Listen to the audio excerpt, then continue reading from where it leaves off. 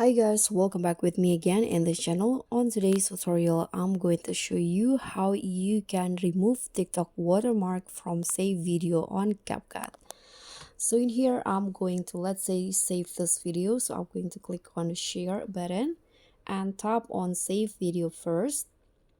Usually on TikTok, if you save it directly from TikTok, there will be watermark shown in the video. So I'm going to show you how you can remove that using CapCut. So let's open the CapCut apps and then open the videos that you just saved as a new projects.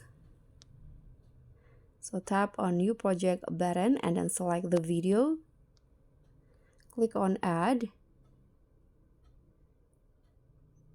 Okay, so as you guys can see here, there will be watermark shown like this, and it's actually easily moving. So from this, there might be one here moved to the left, to the right side. So what you need to do to remove it is you can just click on the video and zoom it in just like this until the watermark is gone, just like that. And say, let's see if the one at this part here will also disappear. Okay, so you can see there's no watermark now on the videos. You can just click on export it.